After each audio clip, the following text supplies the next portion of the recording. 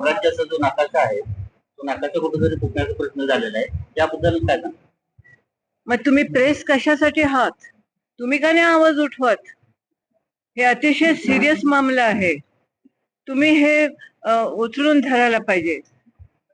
आम्हीच ह्या महाराष्ट्रामध्ये आहोत का? महाराष्ट्राचा नकाशा जिकडे पुसला जातो तर तुम्ही पण एक हिस्सा आहात ना. मग तुमचा आवाज कुठे गेला? का नुसतं हे स्पीकर घेऊन पुढे यायचं आणि प्रश्न विचारायचे? ही अतिशय धोक्याची घंटा आहे. ही अतिशय सिरियस गोष्ट आहे आणि हे असं चालणार नाही. कालांतराने बघता बघता बघता शिवाजी महाराजांवर देखील पडदा पडू शकतो आणि तोच प्रयत्न चाललाय असं मला वाटतं. नाही चालणार हे.